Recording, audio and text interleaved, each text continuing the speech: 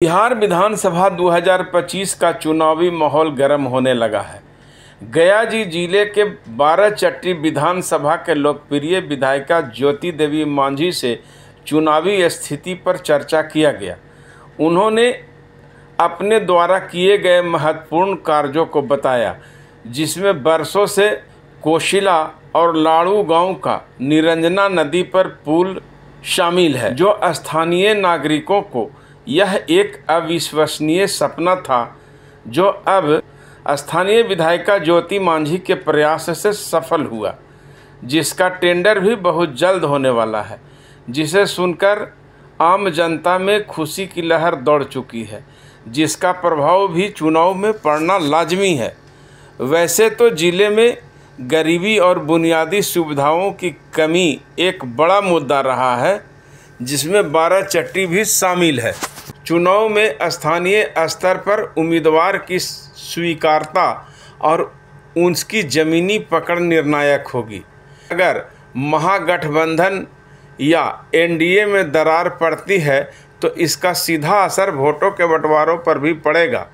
बताता चलूं, बाराचट्टी विधानसभा क्षेत्र में यादव, भूमिहार, राजपूत, दलित और मुस्लिम समुदाय प्रमुख जाति के लोग निवास करते हैं और इनका वोट किसी भी दल के लिए निर्णायक साबित हो सकता है। 2025 में जीत की संभावना उस दल या गठबंधन के पास होगी जो इन जातीयों समीकरणों को सही ढंग से संतुलित करेगा और स्थानीय मुद्दों पर ध्यान देगा।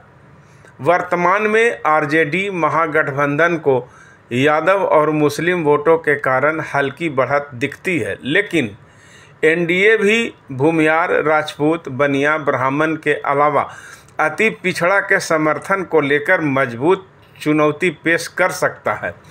अंतिम परिणाम दलों की राजनीति, उम्मीदवारों की लोकप्रियता और चुनावी माहौल पर निर्भर करेगा, जो वर्तमान में विधायिका ज्योति मांझी से बात करने पर पता चलता है कि माहौल उनके पक्ष में आता दिख रहा है। आइए सुने अपने किए गए कार्यों की खास मुलाकात के माध्यम से बताया है और पूछे गए हर प्रश्न को उन्होंने खुलकर जवाब दिया। इस अवसर पर उन्होंने कहा, सबसे पहले तो आपको हम 5 वर्ष तक जनता के बीच लोकप्रिय रहने के लिए अपने चैनल की ओर से धन्यवाद देते हैं। मैं ये जानना चाहता हूँ कि आखिर आप में वो कौन सा गुण है। अमूमन देखा गया है काम करने के बाद आदमी की लोकप्रियता घटता है, लेकिन 5 साल पूरा होने पर भी क्षेत्र के लोग आपको उतना ही प्यार करते हैं। आखिर आप कौन मंत्र जानते हैं जो पब्लिक में इस प्रकार आप छाई हुई हैं? इसके लिए मैं अपनी जनता को मैं धन्यवाद देती हूँ, बहुत प्यार करती हूँ हृदय से जनता को। अगर ये मेरे लिए ये सोचते हैं कि कुछ मेरे अंदर है तो इसके लिए उनका बड़प्पन है। लेकिन मैं तमाम जनप्रतिनिधि, कोई भी जनप्रतिनिधि हो या कोई भी मतलब हो, अपने ही बीच से लोग आते हैं और अपने को बहुत बड़ा समझते हैं। ये भूल नहीं होनी चाहिए। मैं जब से मैं इस क्षेत्र में आई, चाहे तो 80 से मैं सामाजिक काम कर रही थी संस्था के तहत, और 2010 से राजनीति में आई, तो मुझे कभी नहीं लगा कि मैं कुछ बनी हूँ। मुझे एक चीज़ दिमाग में रहा कि मैं कुछ भी नहीं हूँ, हमारी जनता ही मेरी मालिक है और मैं एक सेवक हूँ। ये भावना मेरे अंदर 24 घंटा रहा और मुझे लगा ही नहीं कि मैं कोई बड़ा पद पर हूँ। फिर आप जनता के बीच जा रही हैं, क्या इसके लिए कोई तैयारी है आपको? आखिर जनता के बीच जाके क्या कहेंगे आप? हम देखिए, अब आप कह रहे हैं तैयारी। मैं 2010 में भी कोई तैयारी नहीं की थी, फिर भी जनता ने हमें चुना।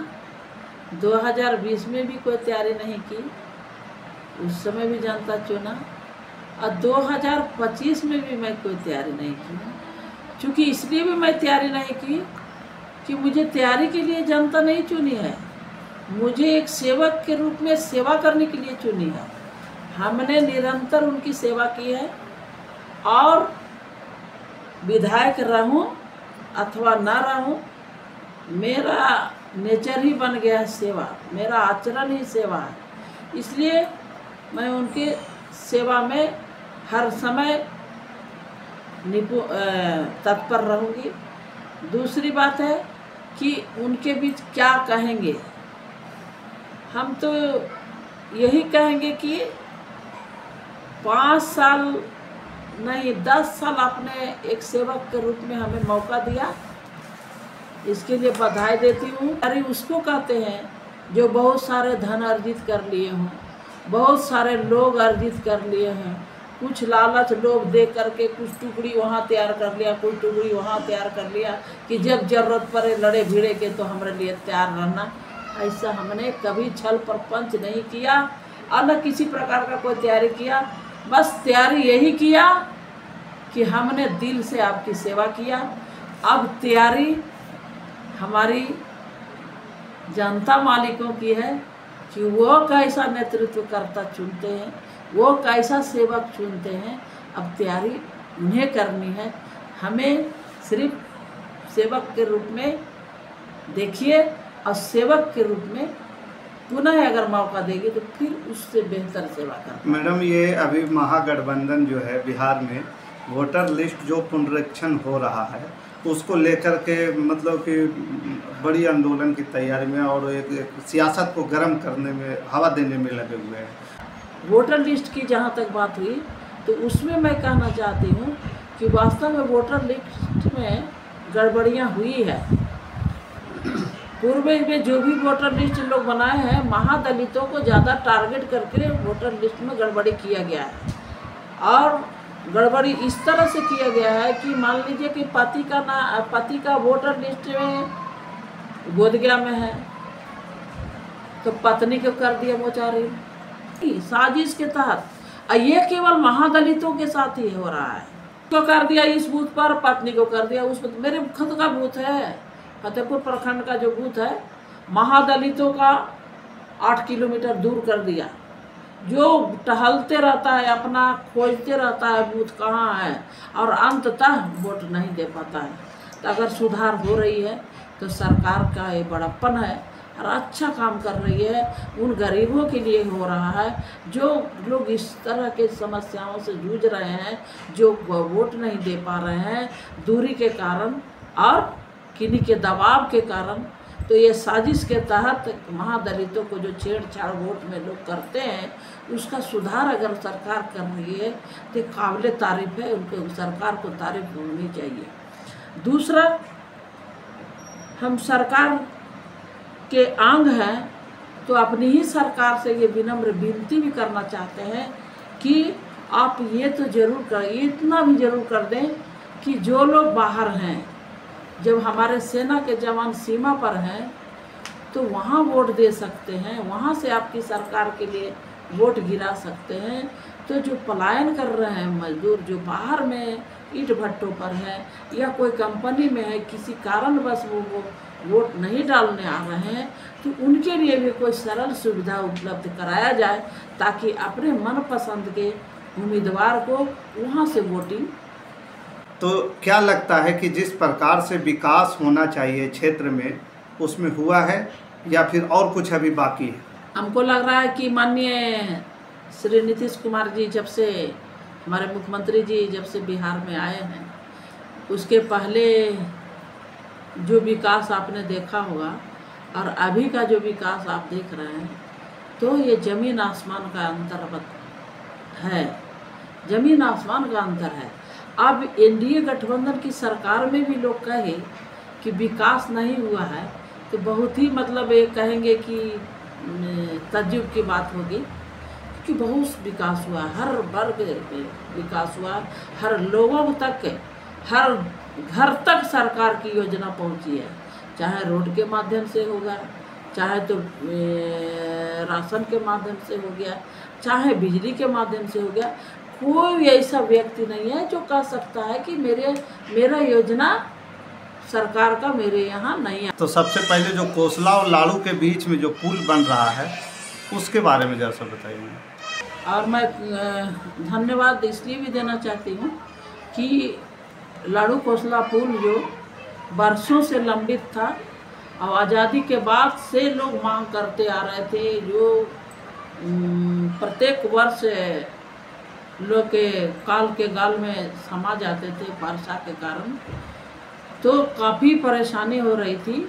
और हर एक विकास मुद्दों से वो लोग वंचित हो रहे थे, जैसे मुख्यालय, जिला का मुख्यालय है, और मार्केटिंग का जो स्रोत है, पठन पाठन का जो उच्च पठन पाठन की दृष्टि से भी उसको देखा जा रहा है, देखा जाए तो बहुत पीछे था उस पुल के ना बनने से। और पिछली बार काफ़ी हमें विरोध का सामना करना पड़ा, और मैं धन्यवाद दे देती हूँ अपनी सरकार को कि बेहद खुशी हुई कि हमारी सरकार ने हमारे क्षेत्र में कम से कम लाड़ू कोसला पुल का जो उन्होंने शिलान्यास टेंडर में लाया है, और कुछ ही दिन में शिलान्यास भी हो जाएगा। इसलिए मैं अपनी सरकार को तहे दिल से धन्यवाद देती हूँ। और उसके साथ साथ 2020 से अभी तक लगभग लगता है कि 10 पुल बन चुके हैं, और लाड़ू कोसला पुल एक 10-11 हो गया, और अभी DPR तैयार होने के लिए अभी गया है एक इटवा मटिहानी से टेसवार का जो रोड है उसका DPR वगैरह तैयार हुआ है, और वो भी बनने के लिए चला गया है। और जैसे ही मतलब वो DPR तैयार हो करके जाएगा, वो प्रशासनिक स्वीकृति में जाएगी, वो भी जल्दी काम शुरू हो जाएगा। दूसरा था कि मेरे क्षेत्र में जो भी मुख्य पथ थे, बड़ा जो भी पथ थे, जैसे केवला अम्बातरी जाने वाली रोड में जो था, भलुआ से बैजनाथपुर हो गया, भलुआ से आपका लखैपुर हो गया, फिर आपका बाराचट्टी से क्या कहते हैं लाड़ू डेमा हो गया। इस तरह के अनेक जो मुख्य पथ थे, सभी पथ को सरकार ने टेंडर निकाल दिया, और सभी में काम चल रहा है, और टेंडर की प्रक्रिया में भी है। और जो छूट गए हैं कुछ बसावट, उसकी सूची मैं सभी लोगों से प्राप्त कर रही हूँ, उसको भी सरकार तत्काल उसको जोड़ रही है, और वो भी संभवतः इसी वर्ष वो शामिल कर लिया जाएगा। आपके चैनल के माध्यम से भी मैं अपने तमाम अपने शुभचिंतक, अपने प्रिय मतदाताओं से, अपने क्षेत्र के लोगों से विनम्र आग्रह के साथ कहना चाहती हूँ कि आप सबों की नज़र में भी अगर है कहीं पर कि वो कोई रोड छूटा हुआ है या कोई पोल पुलिया है जो अति आवश्यक है, मेरी नज़र से वंचित हो गई है, मैं नहीं देख पाई हूँ, इसके लिए क्षमा चाहती हूँ। अगर आपको ऐसा लगता है तो आप लिखित रूप में हमें दे दें, ताकि उसे भी हम पास करा सकें। दूसरा था हमारी सरकार का जो संकल्प था, हर खेत को पानी देना। तो हर खेत को पानी के तहत बड़े पैमाने पर सरकार बड़े बड़े तालाबों का निर्माण किया है, बड़े बड़े पैन का निर्माण किया गया है। इसके तहत हर खेत को पानी दिया जा सकता है, और वाटर लेवल को बनाए रखने के लिए बहुत, इस बार सुखाड़ की स्थिति थी तो बहुत जगह सुनने को मिल रहा था कि चापाकल सूख गए, नलकूप सूख गया, पानी ही भाग गया, लेयर ही भाग गया। तो कृषि के साथ साथ जो वाटर लेवल जो भाग रहा था, उसकी भी रक्षा के तहत बहुत जगह तालाबों का निर्माण हुआ, नहरों का निर्माण हुआ। ये भी काफ़ी सराहनीय कदम रही सरकार का, और मैंने उसको, इसके लिए मैं माननीय मंत्री और अपनी सरकार को मैं धन्यवाद देती हूँ। के मंत्री डॉक्टर संतोष कुमार जी हैं जो गया जिले के हैं, और वो भी घूम करके सारे कार्यों को उन्होंने देखा है, काफ़ी सराहना की है, और ज़्यादा से ज़्यादा काम गया जिला को उन्होंने दिया है। दूसरा है महादलित टोलों में भी महादलित मिशन से लगभग 70 गो महादलित बड़ा शेड जो होता है 30-32 लाख का, जिसमें बाउंड्री है, चापाकल है और हर समुदाय के लिए ज़रूरत का सभी चीज़ है, वो शेड बनाए गए हैं। और समुदाय को सौंप दिया गया है। भवन निर्माण के तहत पंचायत सरकार भवन का भी निर्माण हुआ है। अभी हमारे बाराचट्टी में कृषि का एक भवन बना है तिलैया में, आप लोग देखे होंगे, जिसमें किसानों की ट्रेनिंग दी जाएगी। किसान के बच्चे वहाँ पर अच्छी शिक्षा, कृषि कैसे अच्छी की जाए इसके लिए उन्हें ट्रेनिंग दी जाएगी। उसका भी बहुत बड़ा काम हुआ है। दूसरा है कि और बहुत सारे स्कूल वगैरह का निर्माण हुआ है। अभी सभी जगह रिपेयरिंग का वह काम हुआ, टूटा फूटा जो भी स्कूल वगैरह था उसका रिपेयरिंग हो रहा है। और नए भवन की जहाँ आवश्यकता थी वहाँ नया भवन भी बन रहा है।